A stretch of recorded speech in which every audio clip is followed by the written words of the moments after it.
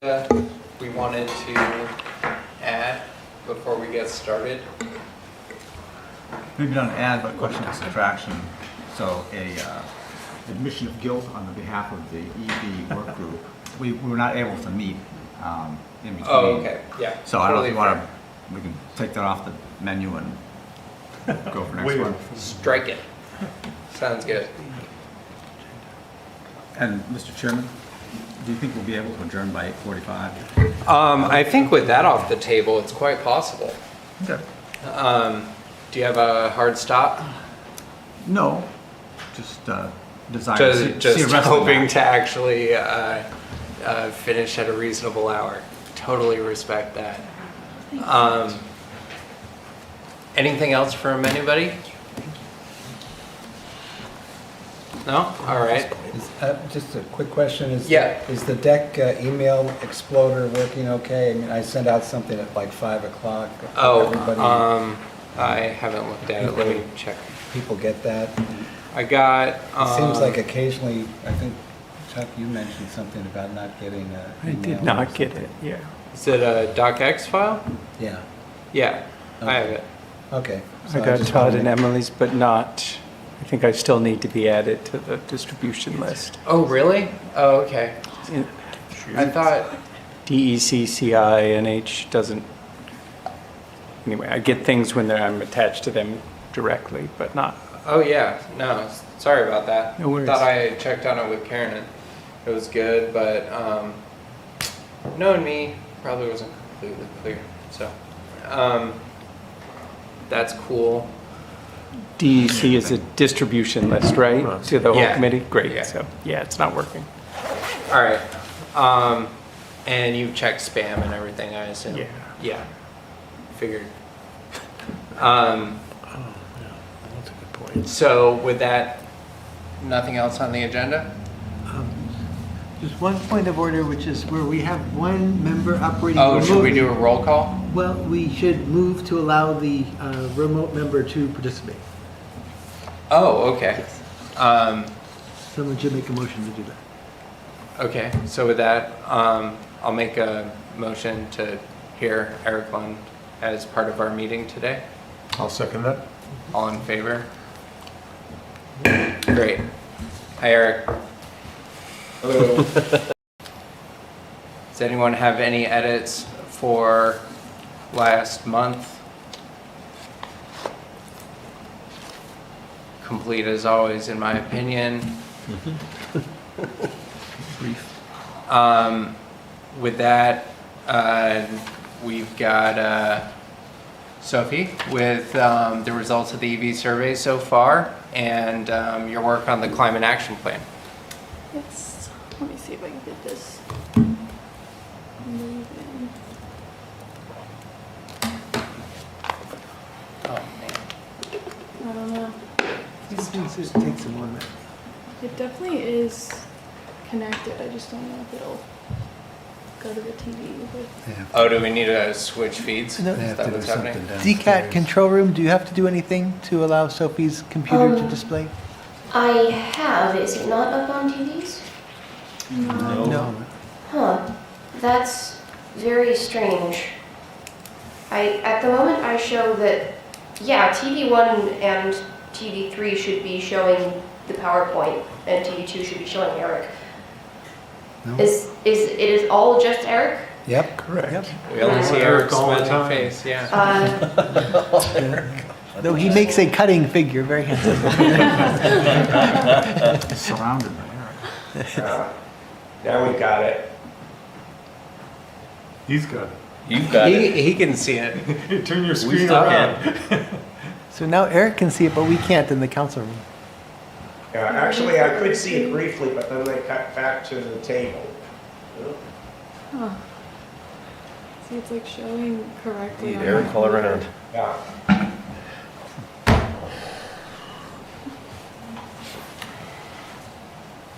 Up there too. Strange. The back ones. Yeah. Yeah, it's showing on my computer that it should be on those TVs, but it's not. Okay, yeah, I'm seeing it now. Tell us what you see. This is so weird. Hang on, I'm just gonna monitor for a second. Do you want Sophie to? Try sharing your screen. Is it a different I'm plug not at on that the table Zoom. than this one, or is it this one? No, that's the plug we just Oh, brought that's it right, over. yeah. Should I try And to go she's- on the Zoom and share from there? She's seeing it downstairs, so it's getting downstairs. Do you want to try to unplug it and plug it in again? Maybe Sure. that'll reset it somehow. Turn it off and turn it on. We're unplugging it and plugging it in again. This is tech support. did Have it. you tried Oh. power cycle? Wow. This just ended, my fault. Uh-oh. It's all good. Yay. Okay. You don't get your supper tonight, buddy. Hey, I think is that one more than what you had in the email? I thought it was 47. It said 48, but then I do believe that one of the people was under 18. So the survey just ended. So 47 quality respondents, I guess. And as you guys know, collected from like late June to late August. And 86% of respondents are either Durham residents or UNH students. So to get into the substantive stuff, of all respondents, 61% do not lease or own an EV, and 39% do own at least one. And then this is a bit confusing, but the phrasing of the question was how many of each of these vehicles do you own? So there's averages of 1.5 gas or diesel vehicles per person, and then the most popular type of electric vehicles was fully electric, followed by plug-in hybrid, and then traditional hybrid vehicles. And also 76% of those who own EVs say that they had access to a private charger. Surprised. So for motivations, I'm sorry, was that 70 or 76? 76. Okay, wow. Yeah. And then 82% said environmental considerations were a main motivator in their purchase, which was by far the largest, followed by 71% cost savings on fuel and maintenance, then 65% concerns about air pollution and public health, so also kind of environmental. And then other motivators of less than 65% were government incentives or rebates at 35%, and desire to try new technology at 35%.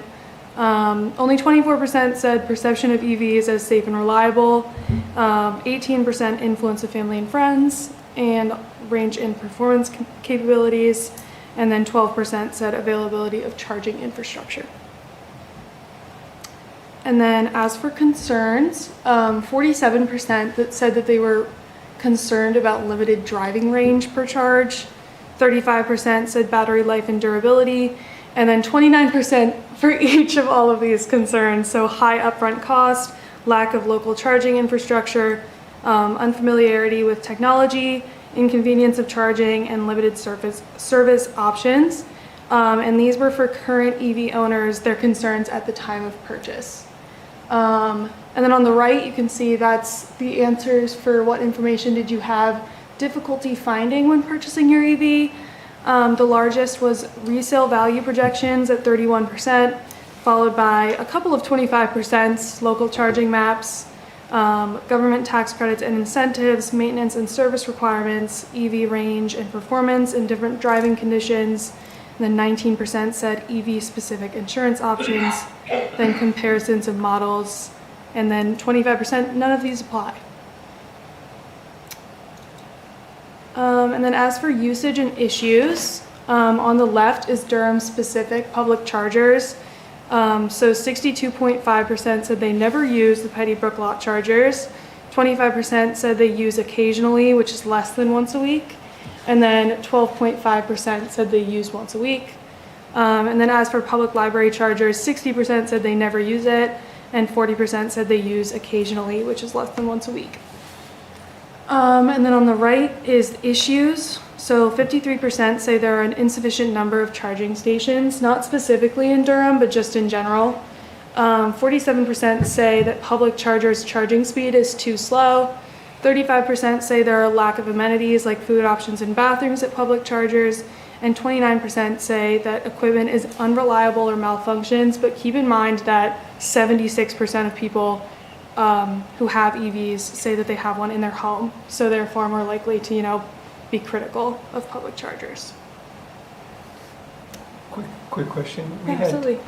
answers about our local chargers, but public chargers over there are in general. Is that Yes. right? Okay, so it's not our Durham chargers. No, yeah, there was only information in the Qualtrics survey for petty and public library specifically based on like overall usage. And then on the right, it didn't say that it was for Right. those chargers. So that's not a signal of them being out of Yeah. order or unreliable. Perfect. Thank Yeah. Yeah, there were different parts of Columns, this thanks. questionnaire. you. Remember. Then for non-owners, so this is like the concerns that people had, not specifically about like they have driven them themselves, but concerns maybe why they aren't purchasing an EV. So 56% said range anxiety, 48% said high upfront cost, 47% said inconvenience of charging, specifically related to traditional fuel vehicles, and then 40% said battery life and durability concerns. On the left is both owners and non-owners. Will your next vehicle be an EV? 40% said very likely to be an EV, 12% somewhat likely, 12% neither likely nor unlikely, 10% somewhat unlikely, and 26% said very unlikely to be an EV. And then on the right, it's to what extent do you support or oppose policies that encourage EV adoption in Durham? Over half of people said that they would strongly support it, 10% somewhat, 7% both neither support nor oppose, and somewhat oppose, and only 20% strongly oppose. And then this is just the final If we paused slide. just on that last one, the 40, 12, and 12 kind of look like the 55 and 10. The folks who might buy one soon or own one. Is that something we could presume? Like the support is coming from the EV owners, it looks like. I think that so. One's likely to own one soon. Well, actually, it's opposite. So, if I can go back really quick, 61% do not lease or own an EV. Right, but we have 55%. Yeah. And that's the combination of 40% that owned it plus the ones that are likely to own it. That's what gets you that more than a majority. You would have expected that a minority support EV policies if you just looked at this, but the reason there's a majority supporting 55% is presumably people who don't have one, you know, part of the red is planning to get an EV Yeah. soon. Great. I just wanted to Yeah, I think that's fair to think that through. I think that's fair to say. Yeah. Blue, and gray kind of make up something like the greens. Yeah, Excellent. for sure. And then this is just survey demographics. So 45% of survey responders are over the age of 65. Definitely skewed towards over 50, over 40. And then relationship to Durham, respondents were mostly full-time non-student residents. Only a small portion, I believe it was about 10%, were UNH students, and then others were maybe, I remember there's like a citizen of Stratham who took the survey. And then most respondents are homeowners, only 11% are renters. So that's about all I have for substantive stuff. If anybody wants me to go back and look at another Could you put slide. the last slide up Yeah. just for a second, please, Sophie? Thank you. Just thinking about that in relation to last month's meeting, talking about the EV ordinance and multi-unit dwellings and the issue of where people live with EVs, right? So this is kind of interesting that you said that renter slice is how much? 11%. 11%. Of the respondents, Of but the we don't know the respondents. percentage of the EV. That would Yeah. be an interesting chart. Like what are the breakdowns for the EV owners or soon to be EV owners? But the first slide said 76% of owners have access to a private charger. Yeah, and so Which I you found could expect the surprising. correlation between homeowners and Yeah. at-home EV chargers to be extremely high. So it's probably the same group. There were also a few questions about work chargers. but I didn't include that just in the slides because most of the answers were not applicable. So that wasn't super interesting, but I can definitely send you guys all the sort of slides and the dashboard of the survey. Yeah, But there there's only is- so much you can do with 48 respondents, right? Yeah, there also are ways that you can go respondent by respondent. So we may be able to see if, like, if you select just people who indicated that they do have an EV, you can see whether they're renters, whether they're homeowners, what their age is, that sort of thing. Very cool. Just as a reminder for me, anyway, this was the largest part of this came from the Durham Day event, in person, fill out forms. Were there any other online ones that were done too, or? I believe that that was the main bulk of it. Okay. Put one of our Friday updates, I thought, had a link to the EV yeah. survey. Yeah, one of the first ones. They were all but one, or like 5, I think, were mostly through the personal link. And then there were a few through QR code. And we can also look at the dates to see when they were mostly submitted. But I think that they were mostly Durham Day.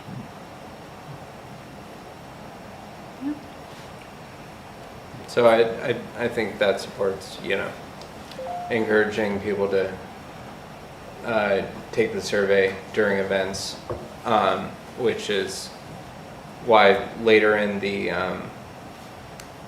agenda, there's the question of the Energy Committee doing a table at the Halloween trick-or-treat. I'd assume like heat pumps and stuff, but that's for later on.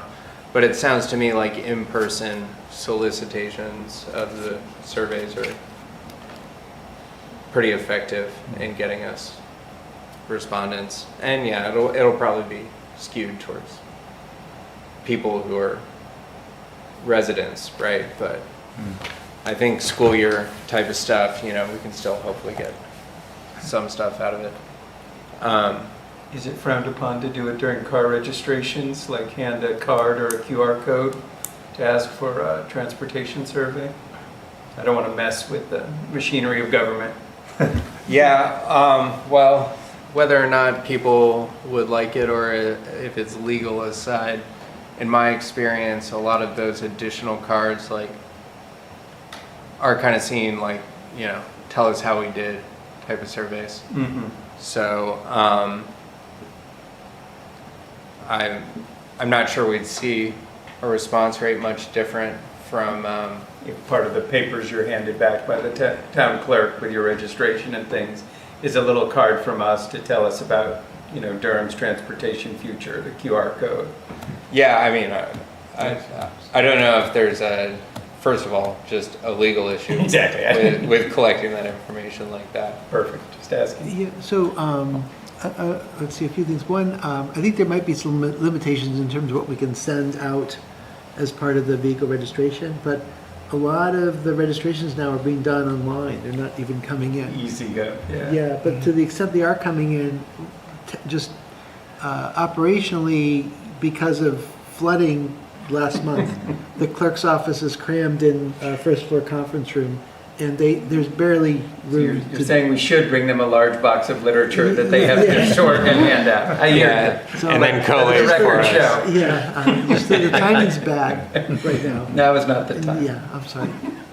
But I think the question is just in terms of if you want to try and get more feedback on the survey, it doesn't have to, I don't think it has to be done something associated with the town function. I mean, it could just go stand outside of a supermarket and just catch people coming and going and, think about when's the best time to catch somebody when they're not in a rush. And that's the big question mark.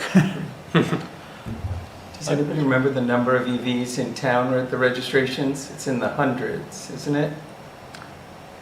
Yeah, I I thought- thought Sounds right. 200 or 300. 200 or 300, Yeah. so you I get think an so the idea last of the time. magnitude of the miss, like, But we are. I had 258 in my head, but I doubt that's correct. We started tracking them last year, Nice. so we can check in with the town clerk's office and find out how it's changed. So I think that'll be a good trend. That would be good to know, yeah. Yeah, and I think Matthias is right. It was like the 250 number. Yeah. that's what I got. Cool. Yeah, so, I mean, I think it's, regardless of other tactics, you know, I think public participation is probably that's a pretty good signal to take from that. And I wonder about, we've been talking about having blurbs from the Energy Committee and Friday updates regularly, like every Friday updates, or at least, you know, every other one kind of thing, something out there all the time, essentially. And I'm wondering about having single question survey, interesting questions that we want to get at. I mean, obviously it's not a complete survey, but like a single question, and have a QR code or a link in Friday updates that you could do that. You could have a QR code that you post in town hall. You could put it on the clerk's desk, right? When people come in, they can shoot the thing with their phone and take a one question survey, and start that kind of thing. You could do multiple questions on you know, each month, or you know, every other week. You could change it up, and start to accumulate some. What some kind data of on single special- questions were you thinking? well, I don't know. I'm just thinking about technique of gathering information more often than you know, in a different way than whole surveys, long surveys at just public events kind of thing. Something that's around more in people's face all the time kind of thing. You are. It's getting us thinking.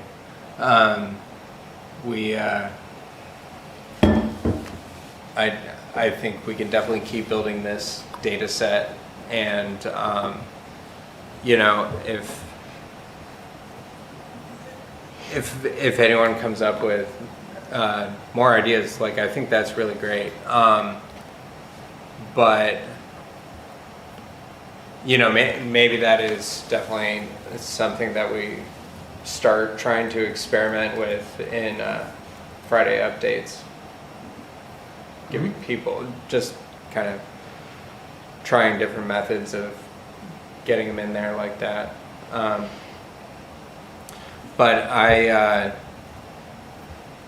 am still cognizant of the request to stick to 8:45, and we haven't even gotten to the second part of Sophie's work, the climate action plans. Not that I want to just abruptly move on from this. I think the survey discussion is really important, but does anyone have anything else to add to that? I just want to say great work. Yes. Impressive. It's very useful. Thank And it's you. a Thank you very much. living document, right? So we can add Yeah. questions. Because it occurs to me that maybe some of the subgroups might think about what information would make it easier for us to determine EV charging policy for the ordinance kind of thing. So, you know, if each subgroup came up with a single helpful question for knowledge expansion in that area, how would we do it? Get it to you? Or- Yeah, I think it would be through me because it's through the UNH survey methodology. Yeah. But I do also want to say that even though it may be like a small sample, it's a pretty high quality sample.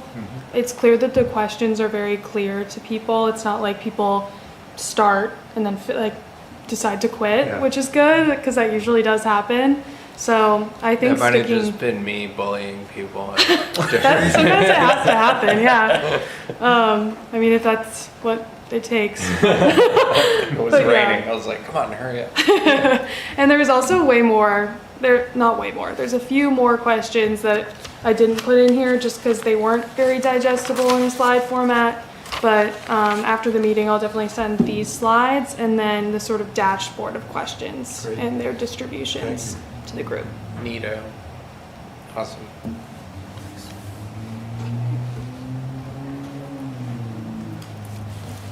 So then, yeah, the other thing I had marked down was kind of the discussion around the climate action plan. I'll be honest, I don't remember where that left off. Do you want to give an update on that? Yeah, so we have basically drafted the goals, and that we sort of indicated in this meeting, and then Right. other meetings I've had. So they're very similar to what we've talked about. Would I be able to show them? Yeah, sure. So I'll show them right now. Give me one sec. But they're the ones we already talked about. Great. But it would be great to hear from you all. We can kind of look at them really quick. And we had taken some time to look at the recent climate action plan that Nashua had adopted, and one that the city of Portsmouth recently adopted. And Sophie had looked at some other examples, and we tried to sort of pick and choose in terms of what we thought was relevant for Durham. So that's where this is coming from. Yeah, what kind of things did you think weren't relevant to Durham, and what kind of things did you think were? Just, obviously, it's a huge list, but were there things you saw in other ordinances you didn't think were pertinent? Yeah, they revolved around sort of site-specific issues or topics that either were not germane here, like in Nashua, talking about mass transit, and that's something that, like, we're not Right, running a mass gotcha. transit system, UNH is. Right. We've already sort of covered that in a different way. Or sort of the city of Portsmouth focusing on increasing residential development in certain spots. We've already addressed it, but in a way that meets Durham's needs rather than Portsmouth. Completely different approach, right? Yeah, things like that. Gotcha. And these should all, for the most part, look pretty familiar. I definitely had the most, what's the word, productive conversation with you guys about the goals specifically. So if anything looks really unfamiliar, feel free to flag it, but I don't want to take too much time. This is And, just... I wouldn't presume, considering how good I am at reading my email, but has this been sent out yet? No, so far, we've had a few go-arounds of the headers and the specific items, and Sophie's now consolidated that and started to put it into actually a format rather than just bullet items. Great. And so that's what you're seeing here, and then from here, we'll start to work on some of the graphical representations. Yeah. Right. Yeah, I mean, do you want to like touch on the headers maybe? Because that gives a sense of the areas. Yeah. So for this one, this is probably the sector that's most similar to the 2022 cap, because it was very transportation, built environment, energy efficiency based. So I don't think I had too much creativity with these headers, but there's obviously two main themes that come out. So public and active transportation, and then electric and hybrid vehicles. So that's why that looks that way. So down here is some of the EV and hybrid stuff that's in the works. I included the EV survey in there. Yeah. And then there's also the built environment one when I scroll down. And that's basically all there is related to the Energy Committee. Do you want to pull up some of the other areas as well? Sure. Okay, so I'll scroll to this. So you can sort of see, I think it's the last bullet catches my eye for this. That was related to Nashua, for sure. They had a lot about housing, but we kind of added the where possible, because Nashua definitely creates more housing than Durham does on a regular basis.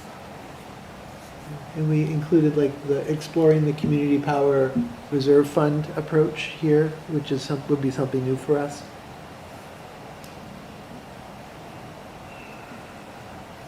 Do you have any thought at this point of what percentage reduction these actions might actually achieve? Like, given the totality of the actions you're suggesting, what kind of a percentage reduction in our carbon emissions might that generate? So that's still in the works. It's definitely these two sectors that have the largest decrease. It's hard to say exactly because Eversource and Unitil don't have like the best numbers and projections, but I believe it's about 20%. reduction if all of these are done full capacity till 2030, which is definitely a limited sort of timeline, but we're planning on doing possibly multiple, what's the word? Multiple like paths, I guess. Maybe like one that's like everybody goes full force and works really hard and all of these things are completely done by 2030. And then one maybe more realistic, which will definitely be a lot less of an emissions The decrease. challenge we're having is like practically, we're having trouble realistically believing we can get to the emissions targets we identified last time unless everybody in town does something. But we can't force them to do it. We're just like educating, encouraging, cajoling. But it's a little, that's been kind of a frustration that we've been having going through this. Yeah. But I think it's still useful information for us all to see and for the town to have a conversation around too. Yeah, it like will that definitely backwards be- planning of, Yeah, in order to meet these goals, this is what we'd have to do, yeah, is a really helpful yeah. piece of information going into a discussion. They would definitely be presented sort of side by side once we're able to, you know, figure out exactly what everybody thinks is right to put in here and realistic to put in here. Because you don't want to just be like, let's have 20% of all housing per year become electrified. That's never going to happen. So it would be great if it could happen, but there's a few tools that we can use to sort of see what will happen and forecast the changes based on these sort of actions. So I'd like to just sort of remind the committee and a couple of new members, at least Charlie. We had a rather lengthy discussion about trying to make these things measurable and agreeing so that you can have some means of measuring achievement. And I think, you know, some of these goals are great, but I don't think it would take a whole lot to sort of express them in a way that you can quantify it. Continue to assess locations for solar canopies and fields in the town. I mean, we talked at one of the last meetings about, you know, what it would take in terms of additional structure to get to the 100% of the town's energy, town administration's energy use to be electrified. So you might say, you know, develop a plan, you know, by the end of the year that you would gain another, whatever it was, 50 kW or 150 or whatever the number is. And some of the, you know, support energy efficiency retrofits for new and existing buildings, you know, so pick a number. You know, 2 buildings will be retrofitted. You know, not a big number, but a number, just to say we've done something towards that. I just think that, you know, the goals are all nice, but they're soft, and you, at the end of the year, if you look back and say, did we do this? Yeah, we kind of worked, we talked about this. Yeah. What things can you attach a number, a measurable quantification to say, okay, our goal is we want to at least get 1 building electrified or converted this year, or 2 or whatever. I think that would be, I mean, we spent considerable time on that. I agree. I think that would be great to have some sort of numbers involved in this and make it a little less fluffy. Yeah, the CPCNH, I mean, we've been talking about what we're trying to get to, so, you know, what percentage do we want to have at 50% renewable energy? Do we want, if it's 2% now, do we want to get it to 5%? You know, set that as a goal. But, Yeah, that'd be great. What percent would be 33% renewable energy? Just to throw a couple of things in there, quantify. I mean, they're guesses, but at least it's something to reach to. And even the one where you're talking about assess locations for solar canopies and stuff, well, there has been some work assessing the location for, you know, so it'd be nice to kind of, let's keep a scorecard, you know, well, you've already looked at the train station, right? And there's, you know, and I think there were some other ones you looked at, expanding the gravel pit, you know, so you could say, you know, every year you say, okay, we evaluated 2 more sites this year, you know, both were unsuitable, but yeah, it's a scorecard. But if the goal is to actually do it, Yeah, rather than assess, in other words, assessing is an intermediary step. But if you want to get to it, say we'd like to fulfill 100% of the town's own needs for energy by, yep, you know, having a definitive plan that's been approved by 2026. So in the next 2 years, figure out the location, figure out the financing, and get a contract signed. that type of goal. I just, as a question, is such definitive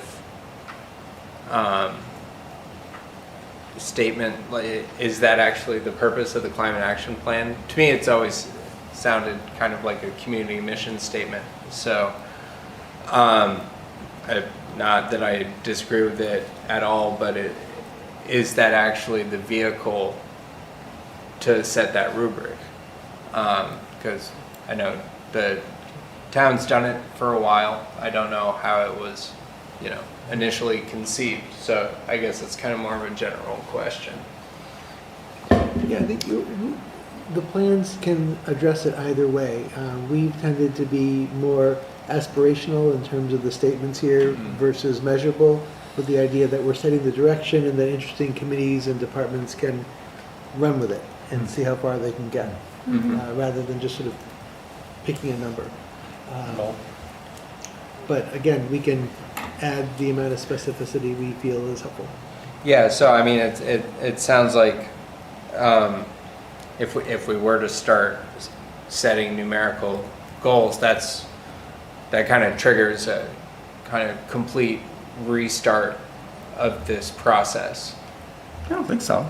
I think it's a question of just changing the wording on a couple of them. I mean, it doesn't have to be all, some of them, it just sort of jumps out, the CCP&H thing, it seems like that's just begging because we've already been talking about the numbers. And we've already, done. So- Well, I'm just pointing out that Sophie has a workflow and so I'm kind of more generally asking, does it like make sense in her program to completely restart this, or is this something that we need to plan for longer term? Well, this will be 5 years, and part of what's happening too is, like, for example, we had, as a measurable goal, evaluate whether it makes sense to buy out the Oyster River Solar Array. Right. And so we've done that, check. We decided it didn't make sense at this time, check. We were interested in looking at other sites. We learned it didn't appear to be viable to expand the Oyster River Array, given limitations on space and use there. Check. We've looked at the Depot Road site. It's not viable at this time. Check. So now we're on to the landfill site, which maybe has some opportunity, but we haven't really had a chance to talk about it yet. So our efforts have been rolling forward in the midst of this, and we've updated some of the language from the last plan to reflect where we are today. But things continue to evolve. As far as this committee is concerned, I think it may be prudent to go back to where we started making those goals for our committee goals, to go back and do a recomparison of our, just a reconnection with the CAP and our own goals, and then start putting numbers on it. The whole numbers thing is it's action, and I think that's more what the committee is about, and specific efforts of the town. And this, I think it's okay that this is more aspirational, but it's up to us to try to operationalize some of this stuff. Yeah. That's a lot of work. I mean, operationalizing stuff, it's a different pursuit, and it's a lot of work to put that in, and so that's to me, that seems to be the kind of thing that the committee ought to do. Other town committees ought to be looking at this and saying, how does this serve our goals? How does this match with our own goals? And then places where it matches, you're serving both goals. I mean, you're serving goals here, you're serving your own committee's goals by doing something specific. So it makes sense to me that after you're finished up, that we take these things and we go through them and we try and talk about what quantifiable things we can do to address them. And we'll keep that within, our kind of purview.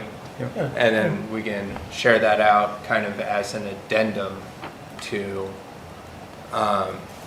the general cap. I think that makes a lot of I sense. love that response and an action plan. Yeah. We used, when we had the first one, we would always quote it, whenever we propose something to the town council, we'd say, this is in pursuit of this, and then we're doing that. And it was a helpful part of the, y'all agreed to this, Yeah. here's the array that talks to that. Yeah, you're not rationale. starting from zero every time. There's at least some consensus that we believe it. And I like Todd's point about not picking solutions, not limiting the creativity over a 5-year period or even the quantity. In this document, you know, holding ourselves accountable, to your point, year after year with real numbers is part of the action Right, plan. and, you know, we started out in making the list of our goals, our 5 or 6 goals, or 4 now, I guess, I don't know. We started out looking, part of what we did was look at the existing cap at the time and go through all those goals and see which ones are relevant to the Energy Committee, and can we address any of those directly, or any a variation of them, or something that's related to Energy Committee purview. And, Great. so I think it's just time to do that again. We might want to do that each year or something, just once, go through it and What were the reconnect. subheadings, the main headings? Built environment, transportation, was there another one? Yeah, the big headings for sectors, transportation, and then this one is encourage the use of public and active transportation while improving infrastructure, promote increased community adoption of electric and hybrid vehicles. And then this one is for the built environment. Durham prioritizes energy efficiency and electrification of both residential and commercial buildings. I mean, I don't mean to be a pessimist about the future, but I am kind of feeling like we're doomed, and now what is also a scenario. And I'm wondering if it's time to start adding to a climate action plan a section similar in size and import to the built environment about responses to climate change. You know, because Am more. I mistaken? I thought there's a couple other forthcoming sections. Yeah. Are there? Yeah. Okay. There's also, there's Oh, solid. okay, I'm sorry, I thought Oh, those no, were no, the no. 3. You're totally fine. These ones are just like a little bit less related to Energy Committee, but then there's also the hazard mitigation plan, just real quick before I go through the rest, that more so relates to kind of what you're talking about. But I do think that adding maybe a section on resilience or something like that would be a great idea. But okay, so here, solid waste and resource consumption, I haven't thought of adding for this one yet. And then natural resources, and that's it. So I think adding one on resilience would be a good idea. Yeah, Well, unless I cut you off and you had No, further to that's say. resilience is a better word than pessimism. already has a hazard mitigation plan, and I think Yeah. maybe Right. what we could do is look at that first, but I would,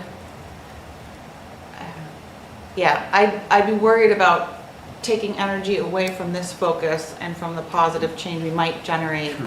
I get I that, think we but could look at the hazard plan Yeah. though, because I think that covers, that's very, very climate resilient focused, and I think Todd and the town staff has already done a really Yeah. fantastic job of addressing but I those. mean, is the mitigation looking at reduction of carbon intensity? That's what I'm getting at, because I think more and more energy is going to go into chasing our tail because of the climate change. You know, we're going to have more and more things to fix. And if we think about doing those in ways that have less carbon intensity. What kind of efforts are you talking about? Well, Fixing roads? I fixing don't know. roads, for example, or cooling people when they're overheating, emergency cooling, running pumps to pump water out of a flooded building. You know, figuring out ways that we're not running diesel generators, you know, increasing percentages of the year to make up for failed systems due to natural disasters that are caused by the very things that we're pumping into the air to try and get Gotcha. through the disaster. So I think more and more we're going to have to plan about, okay, let's try and stop the disaster, but we're already seeing increasing disasters, and if we respond to them in the kind of 20th century way, we're just going to be throwing more coal on the fire.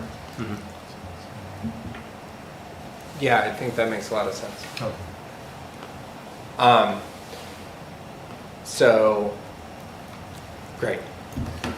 That's great. This is great. Let's keep doing this stuff.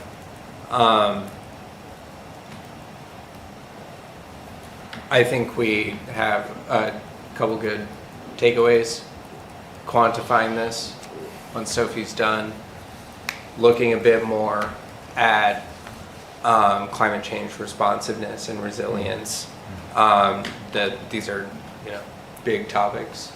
So I think those are going to be really great. And I really wouldn't be surprised if in those three, two and a half, 3 sections that were kind of initially brought to us here, if there aren't things that we can do, especially in the incentive space, for things like electric generators that can be powered by portable solar panels, stuff like that, just as an example.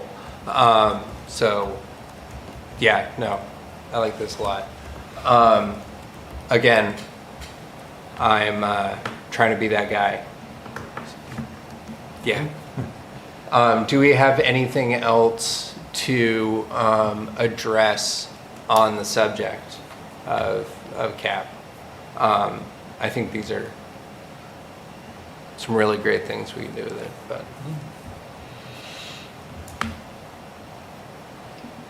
Awesome. Okay, cool. Thank you very much. Really appreciate it. Wonderful job. Thank you. Just continue, continue on. And Thank we'll you.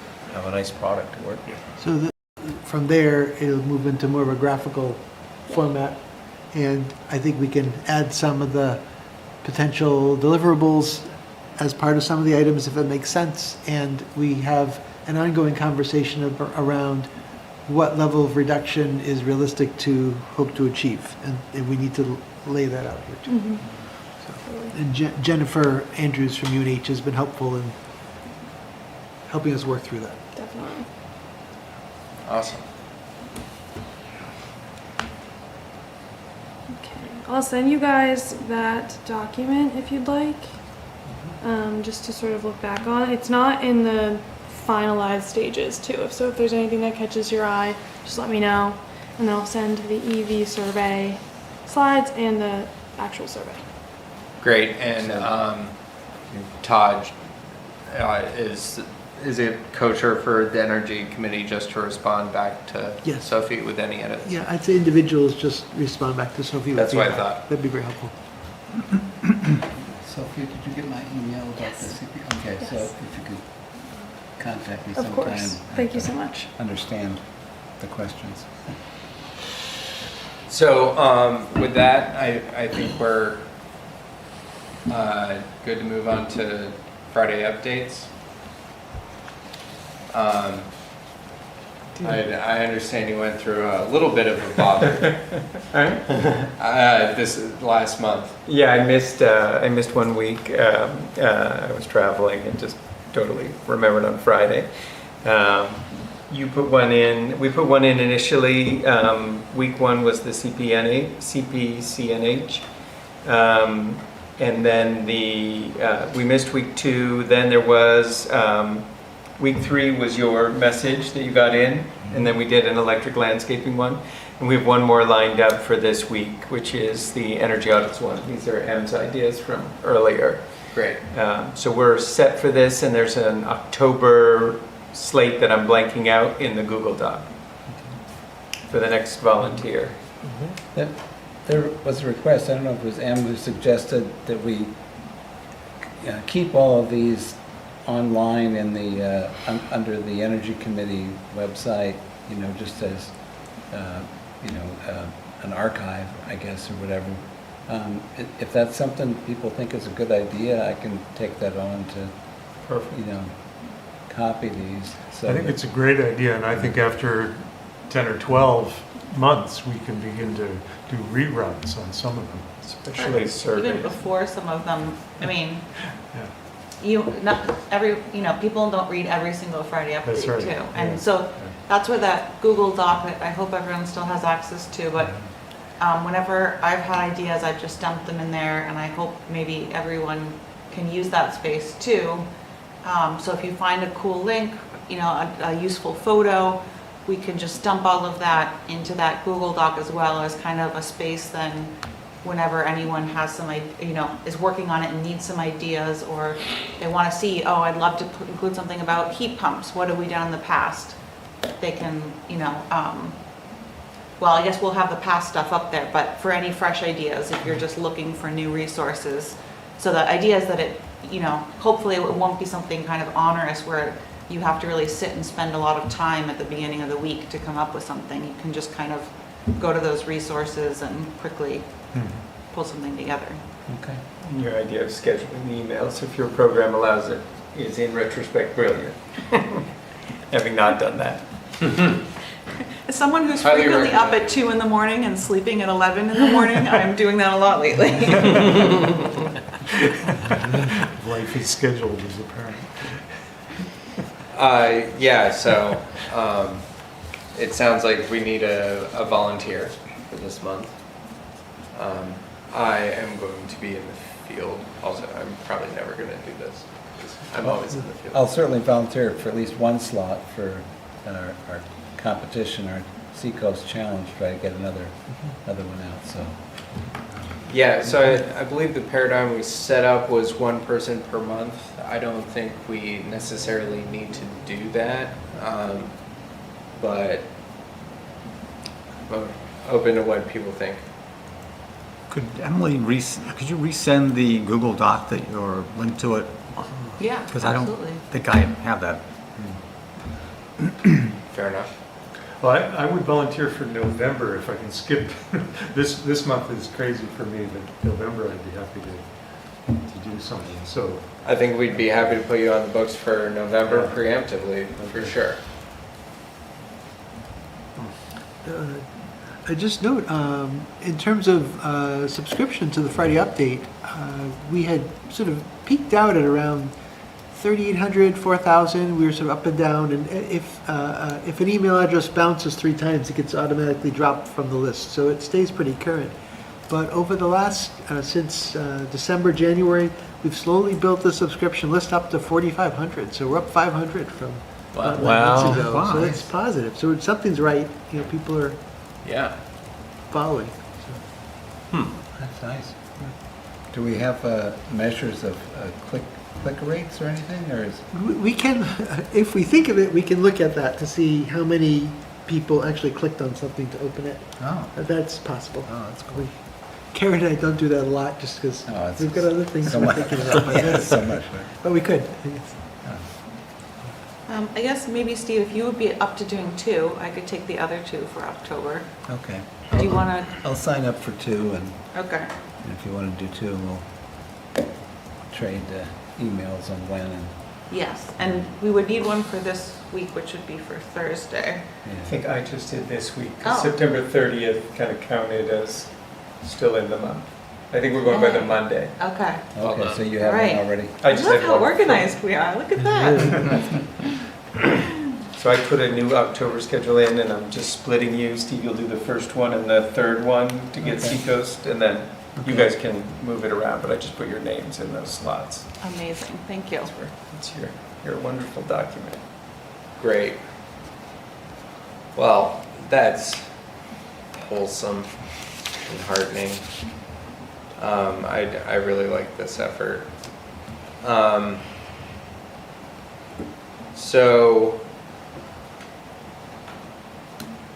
So if that's it for Friday updates, and we have probably, the thing on our agenda that's do the most discussion, which is the car registration fee resolution situation. So, there was a few emails that went around, Todd, you cited a few things in, I don't know, not the bylaws, but kind of the what the car registration fee is kind of intended for as a general rule. Yeah, could I just do a brief? Yes, intro? please. So, So this was an item that came forward years ago. There was not unanimity on moving forward with it at the time. It represented what some people felt was an additional tax or fee, and at the time, I think it was $3, $2 or $3 per car registration. The statute subsequently was amended to allow $5 per registration. And the revenue it brings in, I believe, is around $25,000, $30,000 a year, but I'd have to confirm that with Gil. I saw M had around $55,000 a year, so you might have a more recent number than me. I was going off the car registration info that Rachel shared, I think, last year. Okay. And that's, I don't know if it applies to every vehicle, but that's how many vehicles are registered in Durham every year is 11,000. Yeah, so it's, I think some vehicles are It not. might be exempt. Yeah, so, Yeah. and I've got two different numbers in terms of the amount that we have in the fund. It's somewhere $90,000 or more that's currently in the fund that has been accruing. And the idea was that, we spend a certain amount of money, around $500,000 a year on roads. We add another $30,000 to $100,000 a year in sidewalk work. It kind of depends. And as we slowly move around sidewalk and replace sidewalks, we're replacing the tip downs to make sure that they're ADA accessible, which we don't have to address until we get to those sidewalks. But that's a goal of ours, is to address those tip downs. As we're dealing with roads, we have a complete streets philosophy now, so we're trying to improve the experience on the roads for all users. And Madbury Road now is a prime example where it's going to be a huge improvement all the way out to the Route 4, and in 26 or 27, when the state updates the intersection of Madbury Road and Route 4, there'll be a better pedestrian crossing, bike crossing to get across Route 4, which will be positive. And that's a multi-million-dollar project. In the past, we have used the monies to, I would, in my words, sort of smooth out the road program. If we have a year where the program's $600,000 or $700,000, we might use some of the money to blunt some of the costs to keep the year in and year out investment around $500,000 with roads. Sometimes we've used it to target specific sidewalks. Sometimes we use it to address some bike studies and to address striping, to add the sharrows, markings, and signage downtown. We've used it for that. And in the last few years, we've just been banking it. That's why it's up to about $90,000. A year ago, I was hoping we could move forward with EV chargers. I had thought about two two-handle chargers and then one two-handle charger, but we were pursuing these grants and it looked like we might get the grants. So I thought, let's put the money elsewhere and hope we'll get the grant. Then we didn't get the grant. Now we're pursuing the grants again, and we know that we may hear before January 1st, but if we don't, we need to budget the money for next year. And we also know that we have to upfront the money for the project. So right now, for budgeting purposes, what I was thinking of was taking, I believe the chargers are like $30,000 each for the four-handle chargers. Yeah. So there too. So we need to upfront $60,000 for the two four-handle chargers, and we'd like to add one more rectangular rapid flashing beacon RRFB sign on Mill Road. As you make the turn from Main Street onto Mill Road, it's sort of a slope down, it's a fast transition, Yeah. and there's a crosswalk right there. Right. And I'd like to do one more RFB next year there, and that's about $25,000. And then we've got continued support for the Cat Tracks initiative at UNH, which will be somewhere between $3,500 and $5,000. So right now, That's like 115 So that's- or something. no, that's 60, 80, like 85,000 approximately. Plus, no, there was another 60, 30. 20, and 5, so 85. Oh, okay. Yeah. So, and then the benefit would be if we got the grant, eventually we'll get refunded 80% of it, and we could potentially replenish the fund. Right. So I always like to have maximum flexibility in availability of funds. I hate it when things are just earmarked because it's harder to manage like this, the whole, with very limited new tax base coming online. And I just remember when we adopted the fee, you know, the thinking at the time, like nobody was thinking about EV. It was basically sidewalks, pedestrian, bicycle things. That was kind of the focus, engineering. And then slowly EV was added and that kind of infrastructure. So I think we could do what M has recommended. It's possible to do it. For the reasons I've just said, I prefer the flexibility, but it's not as though we're not allocating the monies in ways that do support net zero initiatives. So with that, I'll be quiet and let you all talk. Thank you. No, that makes a lot of sense, especially when, you know, the budget balance is your responsibility too. I mean, you kind of run the way that. But we could do it. We could. I believe locally we could choose to just spend the money for net zero things. Right. You know, we could do that. It adds. It just creates a little less flexibility for budgeting purposes. Well, and it also kind of goes back to, you know, resiliency and being able to have it available if, I don't know, a random mudslide comes through and like takes out a road. You know, but yeah, I don't know what you think, Em. So I think I think my thoughts are kind of outlined in that, when I tried to put together in the council communication, which is that, I think, you know, last year I, you know, was privy to the information of, you know, having lost out on a second EV charger because of budget constraints.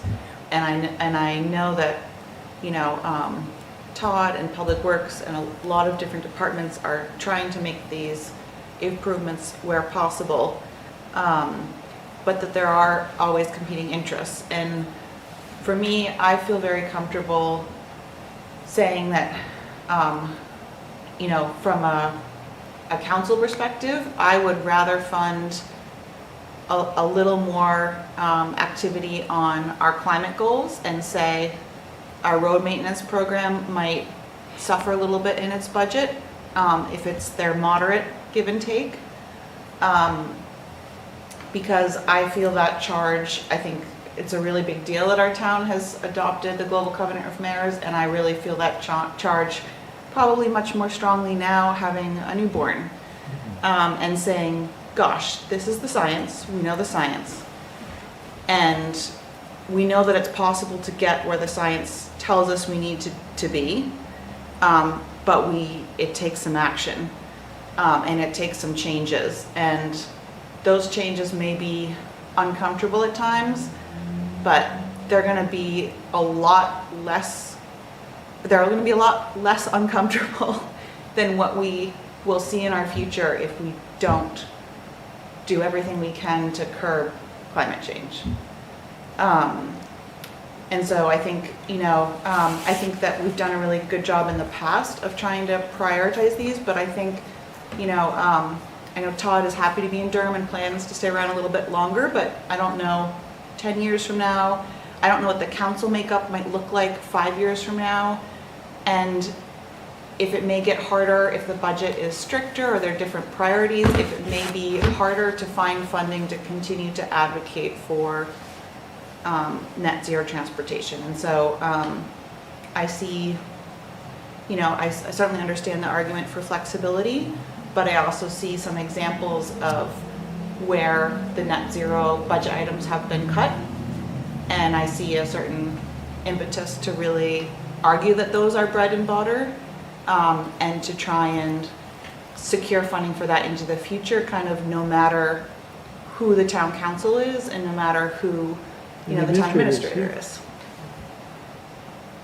That sounds reasonable. Todd, it was interesting to hear how you're planning for this unknown, and it occurs to me it's maybe worth me writing every 2 weeks to say where are things, because it seems to put you in an impossible position to be writing a budget not knowing if suddenly, if we get the grant, we have to upfront the money until the distribution, right?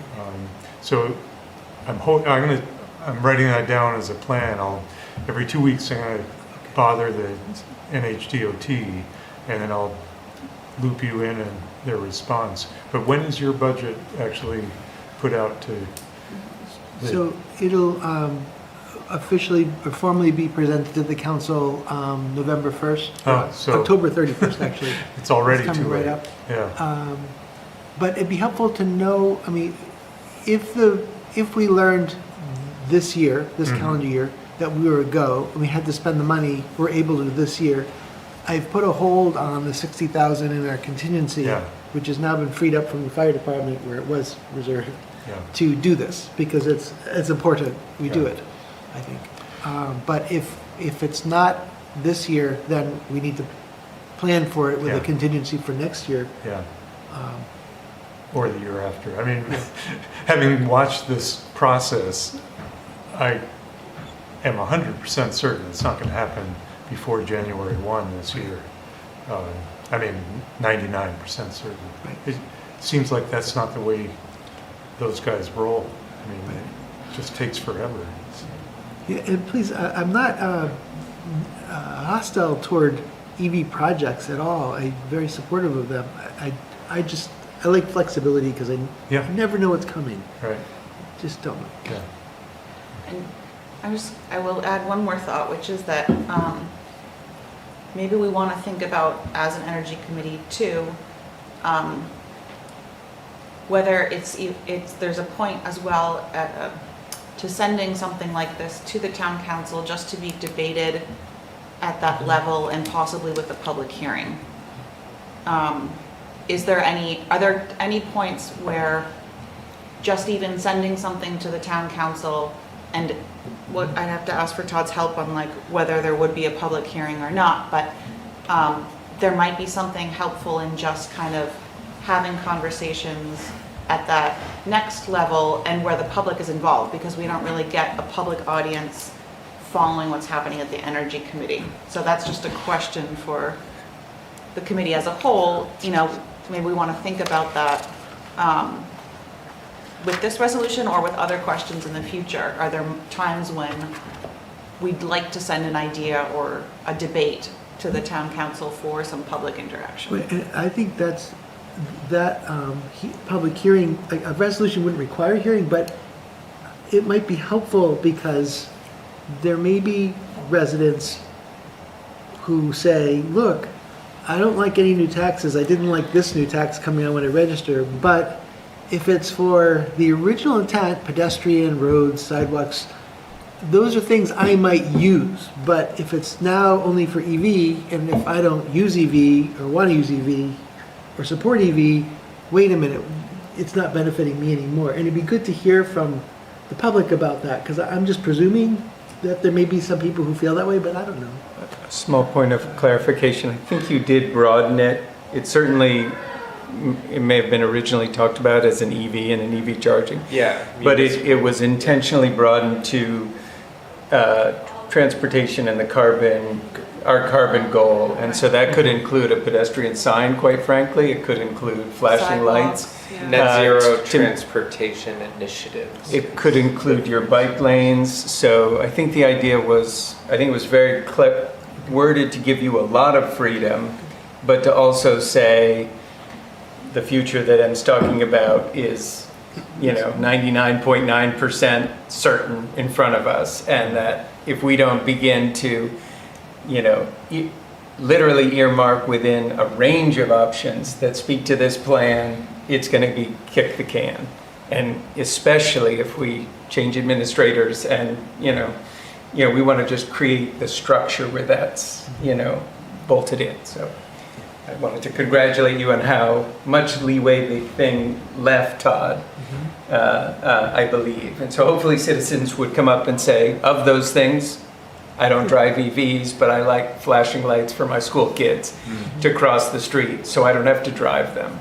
I think we'd have a good hearing on all the things that would make this a less car-dependent, gas-dependent town.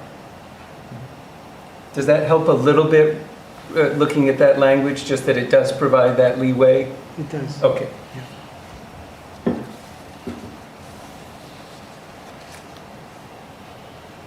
So does anyone want to make a motion about what might happen with this? Do we want to send it to the council for consideration? Do we want to discuss further?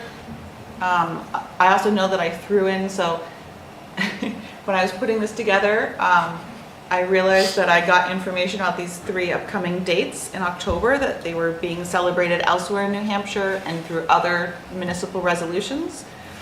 One we acknowledged last year, which was the National Week of No Driving. We kind of missed that date this year, but New Hampshire is sponsoring the Sustainable Transportation Initiative during the month of October. It's also Children Environmental Health Day coming up this month, and it seemed like they kind of provided nice explanations for why we want to encourage a net zero transportation fund, and also kind of like a way to hook into kind of a public conversation, you know, like an awareness thing. So that's why and honestly, I just didn't feel like writing 2 resolutions, so that's why I put them together. It's like, in my mind, they were related, they strengthen each other, but they could be separated if people felt like they should be separated. It would be helpful. I feel like the student who didn't do the reading assignment, I don't remember getting this resolution. When did it? So I sent it last night It was to the a little late. DC email. Is it too long to read, just so? Read aloud? Well, when we discuss things, it's useful Yeah. to It's have a lot of fresh- whereases, that's. Oh, You want me to read it up, or the I can communication? share my screen. Would you rather the communication or the resolution? Or What would you both? like to hear? I don't know which one would be more useful in your Why don't I judgment, just one- start with the now therefore? I think that's the Okay. easiest. Okay. So as usually happens with resolutions, there's 6 whereases that are just essentially the rationale. But the resolution itself is now therefore the town council, legislative and governing body of the town of Durham, New Hampshire, hereby resolves that one Thursday, October 11th, 2024, to be recognized as Children's Environmental Health Day, to September 30th to October 6th, acknowledged as National Week Without Driving. 3, October 1st to October 31st, 2024, acknowledged as New Hampshire's Sustainable Transportation #Buses, Bikes, and Brooms Challenge, to be publicized in Friday updates and on the town's social media. And then 4, this is pretty much the meat and potatoes. Future revenue from the municipal transportation improvement fee be used solely for net zero transportation initiatives. To your question, I do think sandwiching them is a bit of a surprise, since one is, like one is more contentious than the others. So I certainly am not volunteering to write ordinances. I like the way they feed into each other, but yeah, I feel that same concern you brought up, that I wish there was and therefore we want to also do this other thing, but they come out kind of in a parallel construction that's a little surprising. It's different than buses, bikes, and brooms, right? That's what they're saying, yeah. But I don't know if we can tease them apart. We probably pretty easily could separate them as Make them two. almost identical, like literally, exact same rationales stacked like that, and we can discuss ours without. So this was the town council's resolution, or this is a resolution of our committee encouraging the town council? So, I don't have a ton of experience of so the planning board doesn't do resolutions. Planning board does decisions and applications, and the planning board does recommendations for ordinance changes. So this is a little new territory for me in terms of can the energy committee do resolutions, and if so, what sort of standing do they have? So I was kind of based off the assumption that the energy committee could kind of make recommendations to the council, A draft of one. but can't do much else. Okay, so it's a recommendation. Yes, here's To the them. resolution, the wording, and the Energy Committee recommends it. Mm-hmm. And I would just say, based on the clarification that you've provided around what net zero transportation initiatives mean, which I've just now read in the communication, I'm sorry, in the first paragraph. I jumped right to the end and It's jumped right okay, it over. I was apologize. last minute getting this out there, so. I think if we could maybe add some clarification in that 4 of what net zero transportation initiatives are, then I think it makes for a really rich conversation at the council. And if nothing else, it furthers the conversation, understanding around this. Right. And minimally, if the council says no, that's fine. If they say yes, again, with this clarification, really the only thing that's out is just a pure road project. But the other projects is, if there's some connection to net zero, that's rational. Right, like a complete streets or a Yeah, sidewalk and- redo. And it adds focus and aspiration in George. So I retract my worry around it. So thank you. This is really helpful. Just a quick, this went out as an email from you? I don't think I got I it. don't think I. I don't know if something's broken with the email exploder, but something. I got it just because I was CC'd. Maybe the DEC list is So- kaput. DC, did you get it, guys? Yeah, and you didn't CC me otherwise. Yeah, I sent it to DEC and then to you because I thought you weren't on the list still, the DEC Still true, list. yeah. Did not get it, And as you far as didn't I get can it tell. either. So there's Okay. something broken with the DEC list. Cool. Nobody, so we, okay, good. I don't feel like that student anymore. I was sweating.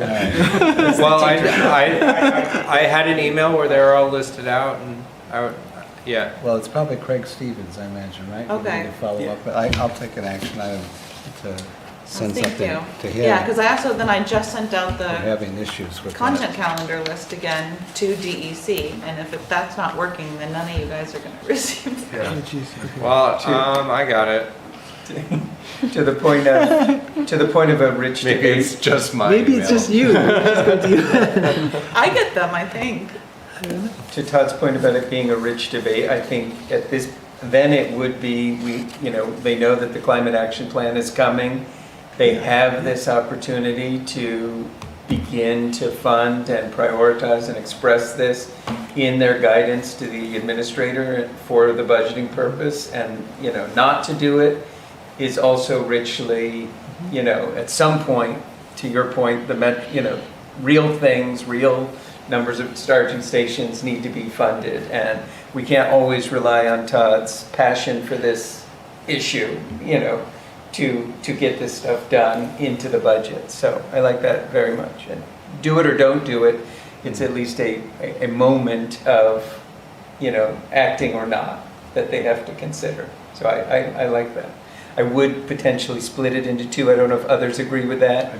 I'd love to get these other dates accepted almost in a consent agenda and brought right through. They can't, but somebody can rewrite it and sponsor it and get that through, because those feel very important for all the other reasons you mentioned. Okay. So, it sounds like maybe, I'm gonna throw out a motion then to vote to approve these resolutions as amended to send to the town council for consideration. And the amendments would be to separate out the 2 so that we have the dates and the net zero transportation fund, and clarify and maybe ask Todd for some help with that language about how we might better define net zero transportation to make it clear that it includes anything that is supporting active transportation as well as EV infrastructure. And it could be that the communication already communicates, that has that language. I think when Todd read the communication that supports the resolution, some of those examples were in there. So we might just be able to fatten up the resolution a little bit with that language. And then we'll confirm that it gives you the appropriate flexibility. Great. So that's the motion, and Nice. if anyone would like to second it, and then I'll we can second vote on it. it? Okay. All in favor? I Thank you, Eric. And I expect a vigorous debate. To Todd's point, I think, it's an unpopular fee from the get-go. Yeah. And any earmarking or not, like laying pavement is spicy, so. But Yeah. climate death is also spicy. I think it will be interesting to see how it's viewed on a wider viewpoint.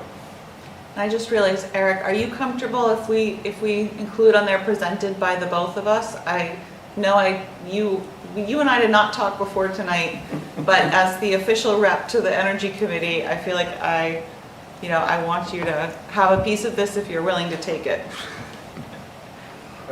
Yeah, you may put my name on this. Okay. We'll be there with you with helmets on. Heck yeah. He'll zoom into that meeting too, right? All right, cool. So are there any other comments or concerns around this?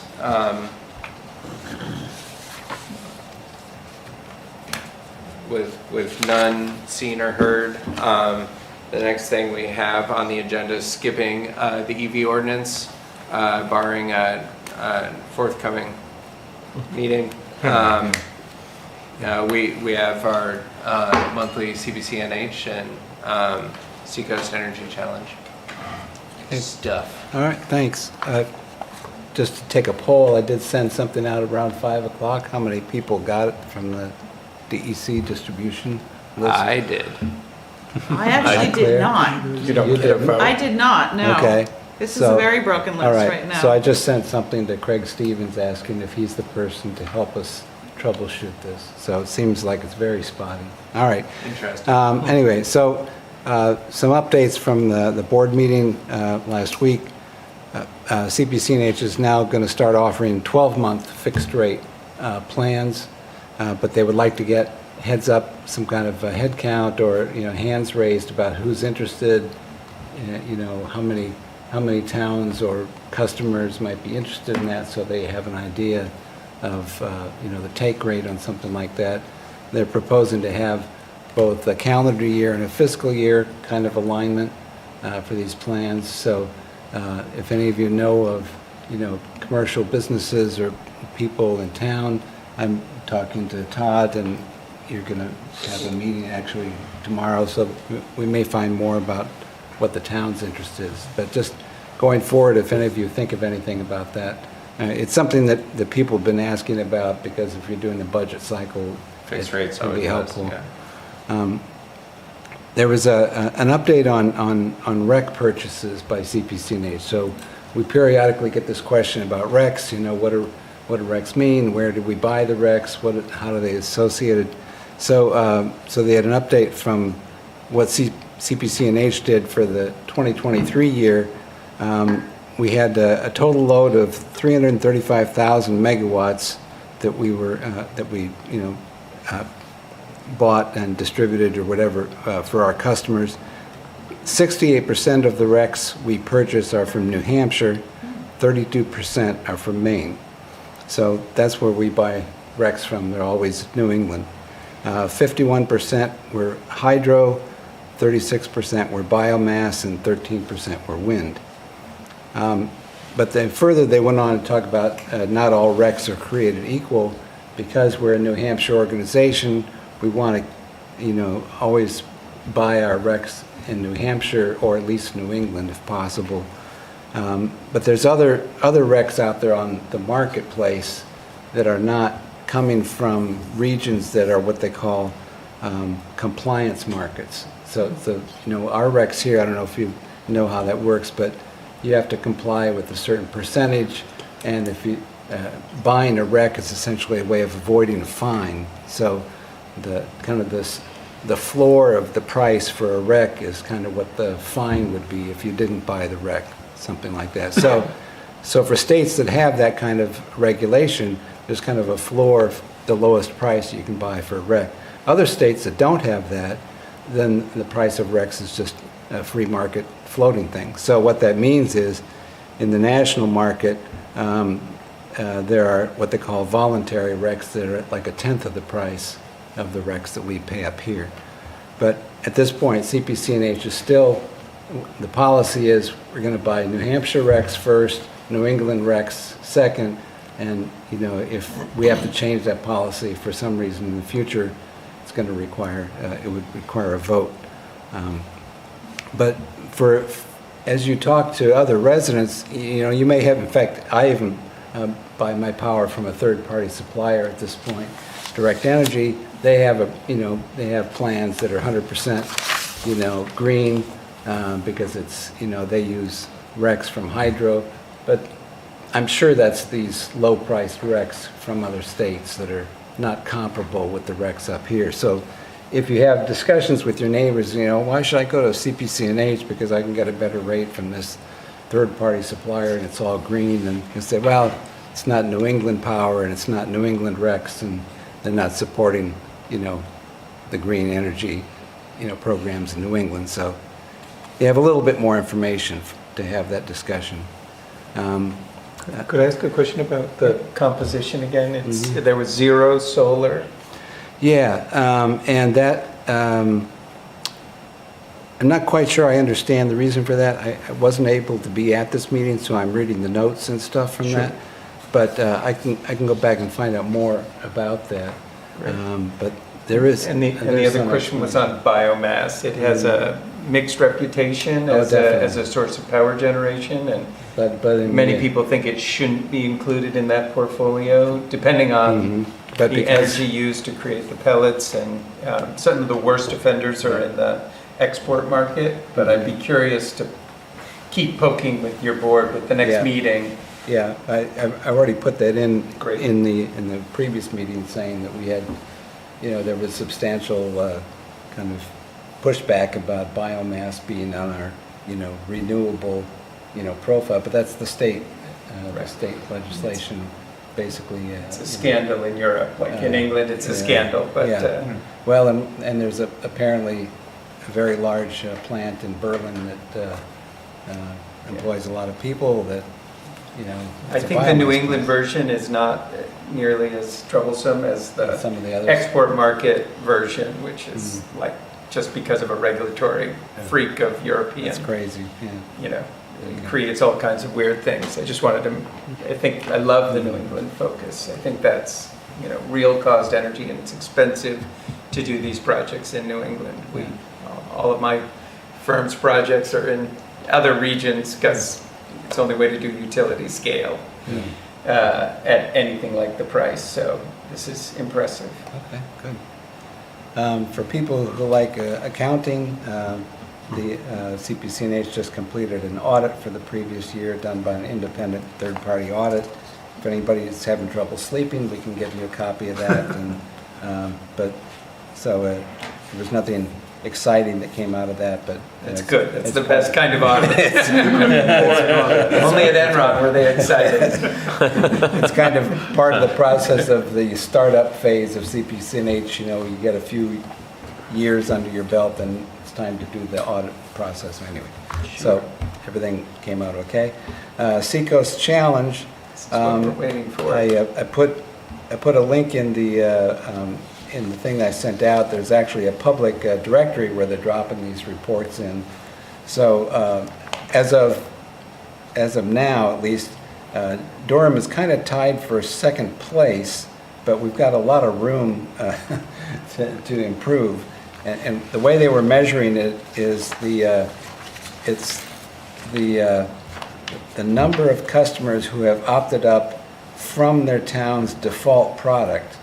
So our default product, of course, now is Plus. Everybody else's is Basic. So we're already kind of, you know, one hand tied behind our back kind of thing, but that's just because we're good, right? So, so anyway, we're still in the game. The way the statistics work out here, they're going to be the opt-up percentage. Since the towns are all different sizes, they're going to do a percentage of the total customers. So we're still in there. Portsmouth is a 2% opt-up rate. Exeter and Durham are tied at 1.9%, and then Newmarket and Dover are down at 0.8%. So you know, we need to keep pushing and see what we can generate. So I'm looking for additional help from people, and Mike Klein has got a couple of other things going. He wasn't able to help as much as he was hoping to. One of the things I'd like to do is make up a poster board big enough for people to read at the transfer station, and have a little handout station there, and stand there and try to flag people down and say, you know, here's something, have you thought about, you know, doing this, and et cetera. I'm also interested in other ideas people have besides the Friday updates. I had an idea about trying to engage some of the school clubs and putting together like a worksheet, say, you know, oh, here's a take-home worksheet, you can work with your parents, find out, you know, find out what your monthly, you know, megawatt usage or kilowatt usage is, and then you can fill that in here, and you can work out, oh, how much more expensive would it be if we did this? How many, you know, how many pounds of CO2 could we save? And I think, you know, maybe it would be something that would be an interesting engagement for. There may be a nonprofit that already has those worksheets made that works with Oyster River School District already. Oh, that'd be good. Which I want to say it's like VENH. What's it called? Let me do a little digging in my emails, Steve. But it's a Okay. Vermont and New Hampshire, like, energy efficiency, school age oriented thing. Oh, that'd be great. And so they might have basically a math worksheet already done up kind of like that. And they have done stuff with Oyster River School District in the past, so maybe there's already a connection, like they have a math or a science teacher who'd be willing to. Okay, yeah, let me know what you find out, because if somebody's already done it, then I don't have to. Yeah. But we do kind of have the building blocks for that now. We kind of Yeah. understand, you know, how much CO2 is produced by each plan, and you can kind of build It's a a really simple- cool, I mean, that would be a great homework assignment. Yeah. I think the transfer station idea is a good one too. Okay, so I'll let you know what, and if you know or if other people know how to get something turned into a foam board size thing. Staples. Staples is the general place to go. Okay. And the And, town will reimburse it. Yeah, UNH Printing Services has Oh, something too. obviously. Oh, do It's they a really? Possibility. Okay. Robin Mower just had some voter registration signs done there that just went out in front of the town hall, so they do that too. Okay. So That's closer. Are there any ways to use cardboard? I just feel as Oh, as a group, those that would be foam better, boards wouldn't are it? pretty nasty, but Yeah, that's a it's a good good question. message, I suppose. Good question. Well, if we have the frame kind of, if we can borrow one of those A-frames from, who has, when we do our stand-up Yeah, things, mine didn't do come you have with. some, or is it all? Those frames, I thought Jim bought those. Yeah, Yeah. I have some personal ones. I mean, the ones we Okay. used at Durham Day were slot frames that went in the bottom. They weren't Right. A-frames on the back, but Um, I have a couple. I just wondered, we had One some, right there. are they at somebody's house, or are they Jim's? I think they're Jim's. I They're think he Jim's. bought them. Yeah. And a lot of those posters, I don't, Those live in my house now. okay. They're- 'cause I brought them Quite a back. few of those, I think Yeah. he just paid for Then they those. ended up in my place. Okay, I just. They're didn't know- not cheap. I didn't know, no, I didn't know whether we Yeah. had. But there's had them also a way available to If we had any to borrow. route from. it. you could Two borrow by some six. in the foyer, but Okay. that's all we have. That, Okay. that's what I have for Yeah. those. If I get have one two of made those, up, but- then maybe Yeah. I'll talk to you about it. I don't know. I'll talk to you. Or maybe it makes Just sense a little to bit to away. buy a couple so we just have them, rather than come up a few Yeah. times, and then we can Maybe use them. something in the back. Okay. But that's where the foam Maybe ones. we can buy them from Jim. Because the foam. Yeah. I doubt he really wants them for his. A lot Yeah, longer. if he still has them, then maybe, Yeah. Okay, okay. Anyway, that's all I had. Thank you. that's great. Questions? Yeah. My only question was for those of us who do net metering, I had a long talk with them about my personal situation. I was able to upgrade to the 100%. Even though I have solar panels on my house, they tried to actually send me back to my default supplier because they can't handle net metering accounting, as we both talked about. If you don't run a surplus, because of heat pumps, I don't run a surplus anymore, it's good to go. I'm not losing anything, I can do 100% with this, and so any solar owner that never kind of has a month where they're over the limit can participate in this. And I think that's a big part of the ones that would want to close their, for me, it's like I did as much as I could with solar with my roof, and then I do 100% with this, and that was the package I was looking for, and it was possible. Good. And so it's, as long as you don't have an excess any given month, or is Yeah, it and over you the can course look- of a year? You can look at your chart, it's not I thought it was the whole net year, which was no problem at all in the winter. There's nothing. okay, so But it's you month by will month. lose it apparently if you, 3 years ago before the heat pumps, I used to go under, June and May, I would bank energy and then, May, June and July. And then I would, spend it. And they're saying that is problematic until they get this Right. Eversource to play nice. But if you're not in that situation, a couple other town members that I talked to were in the same boat as me. We could all join this, be 100%, and have our solar array. So, just a wrinkle. And did you resolve this by talking to the CPC? I did, and I had to show my monthly bills, and Okay. they looked at that and they agreed, and they said, okay, we're gonna put you back on the rate, and we're gonna upgrade you to 100%. And as long as you're aware of the risk that if you turned off everything in your house and ran your solar array, you might lose a little bit of excess power until we fix this. I was like, that's fine. Yeah, Altruism. well, and we have a situation where a resident had been moved over to CPCNH as the default, then priced out and chose to install solar, tried to begin to net meter, but for several months Lost the benefit. lost the benefit because Eversource wasn't notified by someone in the process to move them back to Eversource as the default. Yeah. And the resident was upset and wanted to know who was going to reimburse them. So That's- we've connected them to CPCNH and they're trying to work it through, but. That's probably I mean, exactly why they looked it at my should've- account it and should've said, been we're their kicking you solar out installer. proactively. Right, so, It should have been the solar installer, it's on them to set up the connections properly. Yeah, they weren't told about a lot of our net metering from Eversource. Like, almost all of us got in there without Eversource properly flagging, at least according to them. So even existing ones were moved over, and the checkbox that would have warned them this was a problem wasn't checked. Welcome to energy system, data systems, which are All right. which are famously bad. Okay, Thank you. thank you. Wait, so you're saying people who had active net metering agreements started losing credits because they were wrongly? That's what they detected on my account. I'm a little weird because I was on direct energy. I was on a different supplier. I moved over to this. Oh, you went retail to retail. Okay. Yes. That's probably why. And then my account didn't have the flag for me personally. Todd's saying that somebody else had an array installed, and that was like what you're saying, somewhere between the Yeah, installer. I dealt with that issue for them. And they were probably vigilant about the default folks who had an existing solar array. They were probably pretty vigilant about those folks, I'm hoping. They were with me. I mean, They told you couldn't move. well, I just called and double checked when, the opt-in, opt-out, opt-out is what we did. Right. But a month before, I just called and said, hey, be aware. And they got back to me and said, we've already got you in the category.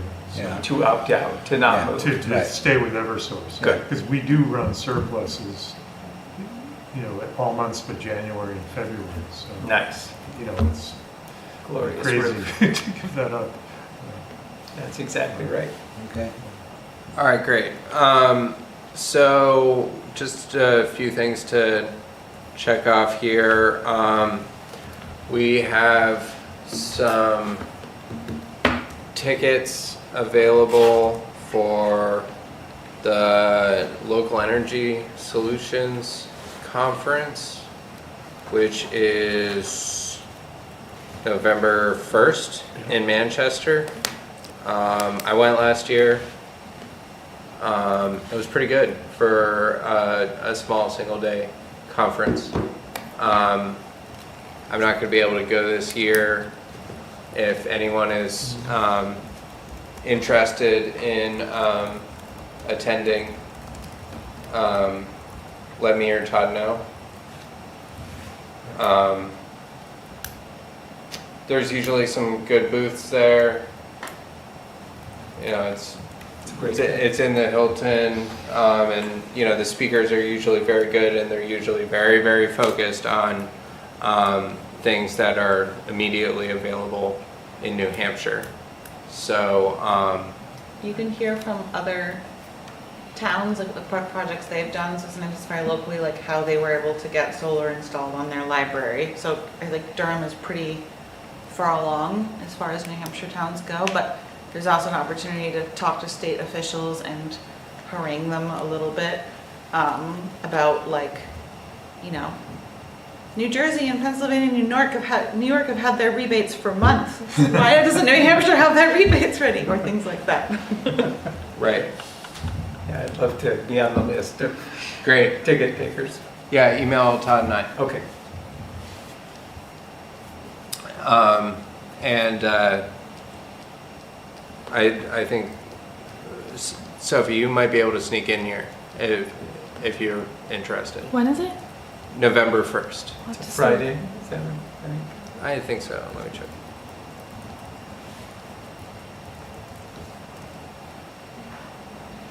I'll note Yeah. it now to see if I can make it. Yeah, it's a Friday.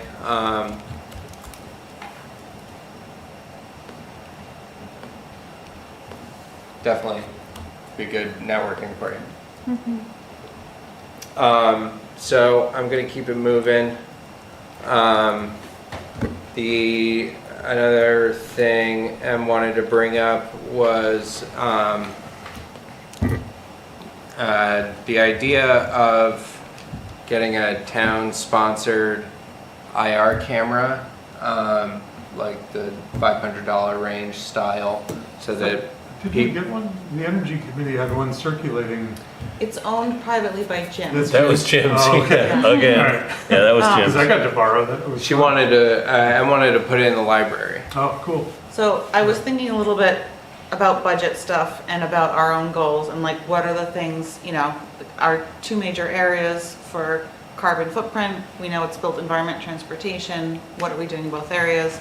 We're just kind of thinking in the weatherization push, you know, first step, we always say, is to understand where your home is at or your building is at. So maybe it would be nice to have the Durham Public Library in their library of things. They currently have, for example, one of those plug-in electric consumption meters where you can then put the appliance in and it tells you how much it's using. But we don't have an IR camera, and that's kind of the next thing that would be really useful for your home energy audit in terms of like the stuff you can do yourself. So it being budget season, if we wanted to put in a request, like the Conservation Commission has put in some requests, I think is it not a big deal if it's like under 2,000? That's a pretty common committee budget. So if we wanted to put in some amount, I pulled $500 off the top of my head because I thought I remembered Jim saying that the camera he had bought had cost about $400. But if we thought that would be something that would be useful that we could advertise to the town to have available in the Durham Public Library in their library of things, and then you could check it out and you could do, you know, that home weatherization audit. I can find a good product, Todd, if you want an exact number. That'd be helpful, yeah. It's a great idea. Are these It is a wonderful idea. Are these at the level where they're pretty idiot-proof, or? Oh yeah, I mean, I have one that literally plugs into the bottom of my phone and uses the phone camera, and it has great resolution. Oh. So Good. I was thinking we'd get one in the style that probably doesn't connect to the phone, maybe a SD card style, you know, gun with a screen on it. Like a thermometer. Yeah, so it's a little bit easier for people to understand.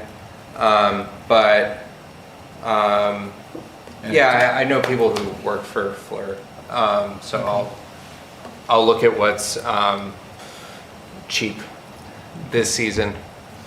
And this gives you a photograph kind of thing that shows you your emissions and stuff. Yeah, like you that. can even walk around your house in real time and see where the hot spots are. Okay. So, That sounds so pretty you know, cool. it's a very Right. typical thermal imagery. Right. So, you know, the spots where it's cold in the winter, where your energy's leaking out, the spots where they're warm in the summer, where it's getting in. So that would definitely help with our education purposes. Do you just use it in the winter? Or No, can you use it anytime? it's just the way you read it is different depending on the inside temperature versus the outside temperature. I was getting nerdy about it. Especially important to do it at the extremes, it's most helpful. Yeah. In the middle season, I've been told like, oh crap, we're not seeing like your house at its full glory. Cold January. In its full We- 1950s leaky glory. You Yeah. can do it, but you have to be much more precise because the chart curve flattens. We Yeah. tried it in May with my brother's $200 plug it into the cell phone version, and we couldn't It's a little read rough. it. We were like, Yeah, no, I'll make sure I'm gonna look for one with the largest screen and the best resolution for, So I guess one of the reasons I was asking that was, if we were able to get this, is it something where maybe we should offer a list of people as helpers for, At least a handout that has these. you know, I think that's very wise. You know, we can include members of the committee and, you know, other building professionals that we may have interested in it or, or maybe we train the librarians, because you have to check it out at the library. So when I went in to get the Blu-ray, because we don't have a DVD player at our house anymore, the librarian like explained to us how to use it. Okay, So- that's a good point too. yeah, I'm just saying we can All right. cross that bridge a little bit down the road, but yeah, you definitely don't just want to be like, look it up on YouTube. Here's a big old piece of machinery. And so then the one other thing we have is the question of if we want to do an energy committee table at the town trick or treat thing. That might be another time to do an EV survey Is that on the, run. is that on the 31st or? I don't On remember. the The 31st? 26th, I think, is the downtown. Yeah, that sounds right. Yeah, that might be something that could be good to have on our yearly calendars, as I think Parks and Recs basically puts on like 4 annual events. We have Durham Day, we have the Yeah, the- downtown trick or treat, we have Frost Fest. Fest.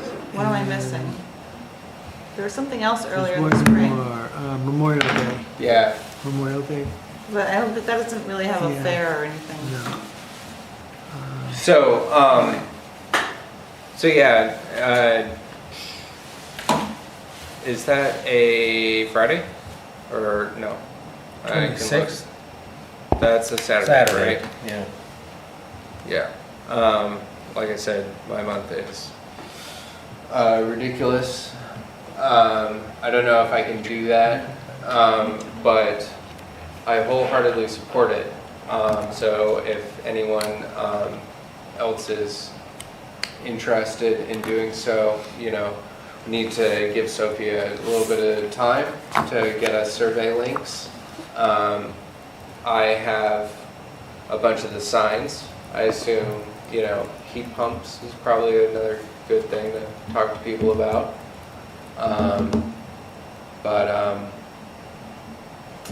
But yeah, you know, this is a end of the meeting statement, so if anyone has any thoughts or interest,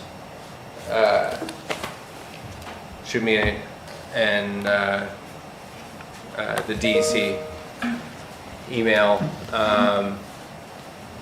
that interest, and hopefully we'll have a DEC email that works shortly. Do we have enough people available to even try and make that date, or should we, like, is it worth doing a straw poll to just see who's available, and if we want to even try and have a table at that? In October? Yeah. Well, I'm not committing to anything. I don't know if I'm going to be available. But I mean, it's open on my calendar. Taking a poll. Yeah. I mean, I'm available. I just looked at the I'm calendar and it's open. I'm so. available. So you're telling me there's Yeah, it's, well, it's. I'm not sure, right, but we have 3 people who are I yes. mean, I could be there plugging the Seacoast Challenge, trying to. Yeah, Yeah. that would be a great opportunity for that. Can we do political leafleting then as well? Getting close to the big day. Oh, well, I'm not sure we want to do political stuff as part of an I'm energy kidding. committee table. Nope. It's a definite no. Pretty sure that's like one of those things, but, But it looks like we have Well enough people, played. we could, it's only 2 hours, so we have enough people, we could cover it. Plan on having a table? yeah, yeah. And if I'm available, I'll be happy to show up. It's just, I don't know if I'm gonna be in the state that day. That's the way the solar development cookie crumbles. So with that, unless there's any final comments or concerns, I'm happy to close this meeting only 10 minutes after the request. Motion to adjourn? I'll second. All right, all in favor?